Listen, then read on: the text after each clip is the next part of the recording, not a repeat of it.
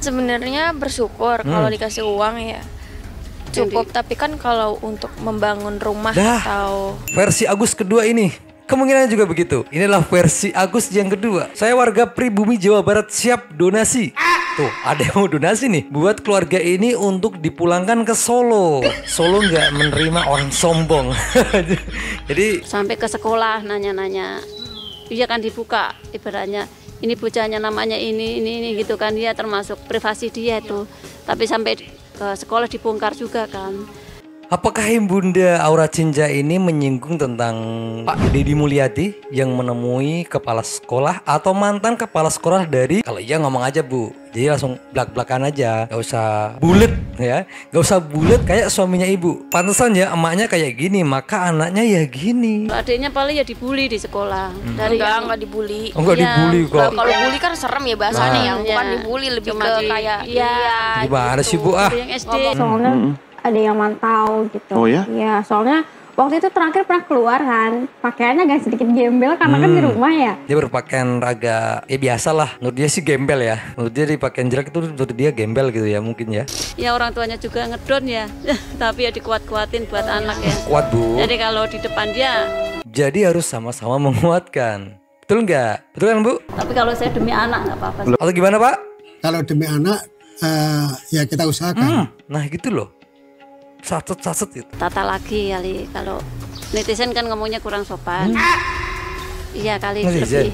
Lagi-lagi netizen yang disalahin. Menurut Ibu, ketika berani mengkritik berarti harus siap juga untuk dikritik. Cerdas, memang betul sih. Aura Cinja dengan bangganya mengkritik, dia harus siap-siap untuk dikritik, siap-siap untuk diserang netizen. Gimana? Benar gak teman-teman? Hai semuanya, welcome back to my channel NFH. Senyumnya gila.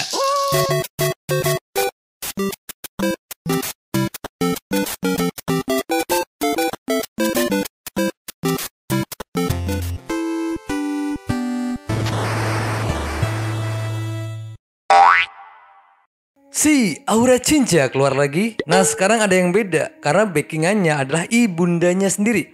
Kemarin di podcastnya Dr. Dicatli, bapaknya yang keluar untuk menemaninya. Sekarang ibunya yang menjadi backup, yang menjadi backing vokal untuk interview dari Aura Cinja ini. Buat teman-teman sih mungkin ada yang bangga, ada yang enggak juga ya. Soalnya dari anak-anak mungkin yang seusia aku, mungkin baru ada aku kali ya mungkin ya. Baru ada aku yang berani speak up apalagi debat dengan beliau yang punya jabatan tinggi. Jadi kemungkinan ada kebanggaan tersendiri dari Aura Cinja ini ya. Dia merasa bangga karena yang rata-rata di usianya dia cuma kemungkinan baru dia doang yang berani debat dengan Pak Gubernur. Kalau menurut gue sih ya ada benernya juga sih. Cuma yang dipermasalahkan oleh teman-teman netizen kita ada kesopan satunya dan adabnya ya. Bukan masalah kemiskinannya atau bukan masalah penggusurannya, tapi masalah personal dari Aura Cinja ini. Komentar dari teman netizen kita. Ketika berani mengkritik berarti harus siap juga untuk dikritik. Cerdas, memang betul sih. Aura Cinja dengan bangganya mengkritik, dia harus siap-siap untuk dikritik, siap-siap untuk diserang netizen. Gimana? Benar gak teman-teman? Sebenarnya ya takut. Ya emang sebenarnya gimana ya? Bocahnya kan emang kalau ngomong suka nggak kekontrol. Ya bener kan, efeknya kesininya ya bikin nggak nyaman juga. Kalau ibu tahu kalau anaknya itu memang nggak bisa dikontrol, kenapa ibu tidak mengingatkan dari awal? Toh nyatanya kayaknya mendukung banget ya dengan ucapan Aura Cinja ini. Bener gak? Mendukung banget si ibu ini ya. Ya karena dihujat banyak netizen jadinya ya ngedon juga. Ngedon di nggak enak di keluarga ya berefek semua. Jadi kayak kehidupan kita yang nggak kayak kemarin, bikin nggak nyaman, jadi pikiran juga nggak tenang. Jadi megang HP juga nggak berani. Soalnya banyak yang nge-DM melalui semua sosial media aku diserang juga gitu. Ada ancaman juga kan, jadinya ada nggak tenang ancaman juga. Ya, emang bentuk tulisan sih, tapi kan ya bikin was-was juga, takut sama anak kenapa-napa gitu di luar. Saya sedih juga ya, dia jadinya beda sih ya.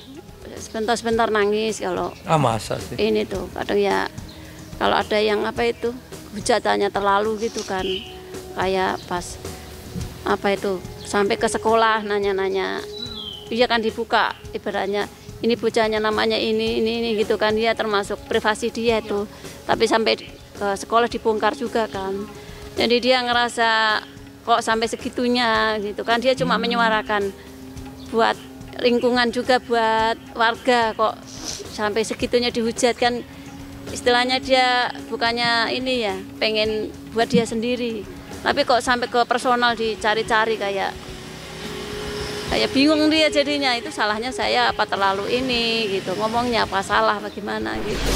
Apakah Ibunda Aura Cinca ini menyinggung tentang Pak Deddy Mulyadi yang menemui kepala sekolah atau mantan kepala sekolah dari sekolahan Aura Cinca dulu mengenyam pendidikan? Kalau iya ngomong aja Bu, jadi langsung belak-belakan aja, gak usah bulet ya, gak usah bulet kayak suaminya Ibu yang kemarin bulet, toh intinya minta kompensasi kan. Kita lanjut ke komentar netizen. Pantesan ya emaknya kayak gini, maka anaknya ya gini. Aduh, pasti di sekitar tetangganya pasti banyak yang benci dengan mereka ya.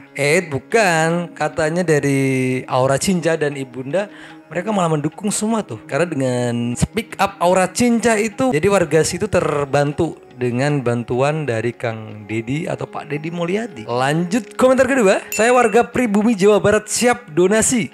Tuh ada yang mau donasi nih buat keluarga ini untuk dipulangkan ke Solo. Solo nggak menerima orang sombong. Jadi kemungkinan ini yang komentar adalah orang Solo sendiri. Solo tidak menerima orang sombong. Langsung ditolak dari warga Solo nih. Teman-teman dari Jawa Barat mau mengagendakan donasi untuk Aura Cinca untuk pulang ke Solo, tapi warga Solo menentang keras. Lucu. Ayo Aura Cinca dari keluarganya pulang kamu nggak nih? Adiknya paling ya dibully di sekolah. Enggak dibully. Oh, enggak dibully kok. Kalau bully kan serem ya bahasanya, yang bukan Iya. dibully, lebih Cuma ke kayak Gimana gitu. sih Bu ah? Yang SD, yang SMP gitu sama. Enggak nangis, cuma kayak diledekin, kayak diajak bercanda lah. Wah, kakak kamu viral ya gitu doang. Paling yang ini kakaknya artis jangan ditemenin. Waduh. Iya, gitu. Enggak dibully, enggak. Kalau bully jatuhnya kan lebih ke fisik ya. Yang sinkron dong Bu kalau ngomong sama Aura Cinca. Gimana sih? Satu keluarga kurang kompak dikit aja. Yang ibunya ngomong dibully, yang Aura Cinca nggak dibully gitu. Jadi kurang sinkron aja. Jadi dramanya itu kurang apa ya? Jadi kurang briefing dulu, persiapan dulu, harus saling sinkron gitu. Jatuhnya kan kurang kompak gitu. Atau gimana teman-teman netizen? Kurang kompak kah? Atau memang udah kompak keluarga ini? Kalau ngerasa perubahan dari sebelumnya banyak ya. Jadi kalau keluar itu agak takut, agak was-was, soalnya ada yang perhatiin. Waktu itu aku pernah keluar, penampilan aku mungkin kurang rapi, terus ada yang nge-DM melalui email, dia bilang lihat aku gitu. Menurut gue lebay sih kalau dia bilang itu diintai, karena dia kan sekarang lagi viral ya, lagi up ya. Hampir semua itu kenal dia dengan viralnya dia mengkritik atau berdebat dengan Pak Deddy Mulyadi. Ini cuplikannya waktu dia di interview di Nusantara TV. Kita samakan, cek videonya. Mulai dari keluar rumah itu agak-agak takut ya, jadi pakaiannya agak tertutup, soalnya ada yang mantau gitu. Oh ya? Iya, soalnya waktu itu terakhir pernah keluar kan, pakaiannya agak sedikit gembel karena kan di rumah ya, cuman keluar doang. Terus ada yang nge-DM di email. Nah gitu ceritanya kalau di Nusantara TV ya gitu kan. Dia berpakaian raga ya biasa lah. Menurut dia sih gembel ya. Menurut dia pakaian jelek itu menurut dia gembel gitu ya mungkin ya. Ya mungkin karena dia berpakaian biasa dan ada yang lihat. Karena kan dia lagi viral ya. Lagi lihat terus di DM bermakeup model kayak gini-gini ya. Terus mereka ngelihat Aura Cinca itu dengan pakaian biasa ya di DM. Ya maklum lah. Katanya artis. Ya memang artis sih kan. Dia pernah main figuran sinetron juga gitu. Sampai kemana-mana bawa masker, bawa Iya, jadi Pak, kerudung biar nggak kelihatan. Jadi busana syar'i dong kalau semua tertutup. jadi pakaiannya lebih tertutup. Bagus dong. Nggak nyaman, mau ngapa-ngapain nggak nyaman. Istilahnya kalau nggak saya dampingin, ya orang tuanya juga ngedon ya. Tapi ya dikuat-kuatin buat anak ya. Kuat Bu. Jadi kalau di depan dia, kita seolah-olah nggak kenapa-napa, padahal di belakang juga nangis. Sama ayahnya juga nangis. Masa sih? Harus kuat dong. Karena kalian tuh kedua orang tua dia. Jadi harus sama-sama menguatkan. Betul nggak? Betul kan Bu? Tapi kalau saya demi anak nggak apa-apa. Nah itu kan kalau demi anak nggak apa-apa. Jadi jangan merasa terbebani dengan ini semua. Atau gimana Pak? Kalau demi anak, ya kita usahakan. Nah gitu loh. Saset gitu. Jangan ngeluh, karena udah dari pertama kali demi anak itu tetap diusahakan, tetap dinomorsatukan. Kalau ngomong mungkin ya kalau dari kemarin dia agak dibilangnya kurang sopan apa gimana ya, mungkin belajar dari dia itu ngomongnya mungkin lebih ditata lagi kali. Kalau netizen kan ngomongnya kurang sopan. Iya kali Netizen. lebih jangan kayak dia biar lebih sopan lagi mungkin. Lagi-lagi netizen yang disalahin. Menurut ibu, anaknya itu udah sopan belum gitu. Kita gak berbicara masalah penggusuran atau tentang rakyat miskin ya. Menurut ibu itu anaknya itu udah pas belum, udah sopan belum? Kalau untuk berani mengkritik mentalnya oke lah. Menurut ibu itu udah sopan belum? Kenapa harus dilemparin ke netizen? Ibu kan bisa melihat sendiri anaknya udah sopan atau belum. Sebenarnya ya kita emang terima kan, itu emang tanah negara. Kita nggak apa istilahnya kayak netizen yang ngomong kita kok pengen menguasai, itu enggak. Dan dia tinggal di situ udah 20 tahun. Pengennya kita bukan ini pengen ini ya. Itu enggak, cuma kita minta korohimanya itu buat pindah. Kan itu dari awal emang sama sekali nggak ada pembahasan itu kompensasi. Nah, makanya gitu dia tergerak hatinya buat bikin video yang viral pertama itu. Kan dinotis makanya kan.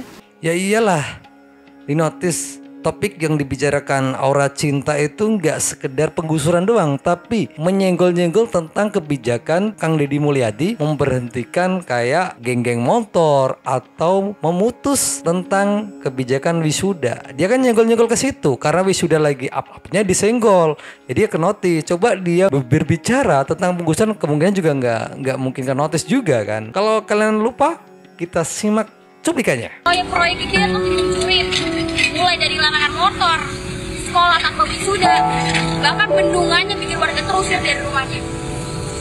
Itu kan dia menyenggol-nyenggol tentang kebijakan dari Kang Deddy Mulyadi. Dia juga berbicara tentang apakah ini cuma validasi doang biar beda dengan yang lain. Kan nyenggolnya ke situ-situ, bukan masalah penggusuran. Oke, masalah ini dibahas lagi ya tentang dana kompensasi yang diberikan, apakah sudah cukup atau belum. Kita lihat videonya. Sebenarnya bersyukur kalau dikasih uang ya cukup, tapi kan kalau untuk membangun rumah atau seterusnya kan kurang cukup. Nah ini nih baru jujur nih. Jadi uang 10 juta nggak cukup buat bangun rumah lah. Intinya kompensasi 10 juta itu nggak cukup bangun rumah. Kepala lo peyang, enak bener dapat bantuan tapi meminta lebih spesifik ya kayak bangun rumah. Kita bedakan dengan di podcastnya Dr. Richard Lee ya. Cek videonya. 10 juta ini cukup, kurang cukup. Mungkin cukup untuk buat mindahin barang, untuk nyari kontrakan, terus untuk mindahin barang bolak-balik kan juga butuh biaya. Kalau di podcastnya Dr. Richard Lee untuk biaya transport lah katakanlah kurang cukup 10 juta. Yang ini udah real kejujuran. Uang 10 juta nggak cukup untuk bangun rumah. Versi Agus kedua ini kemungkinan juga begitu. Inilah versi Agus yang kedua. Cuma lah kita tunggu beberapa bulan lagi dia udah pasti meredup kalau dia nggak punya kreativitas dan skill yang memang ditonjolkan dari dia. 10 juta gak cukup buat bangun rumah Kang Deddy Mulyadi. Jangan lupa minum air putih biar kencing kalian lancar. Jangan lupa bahagia.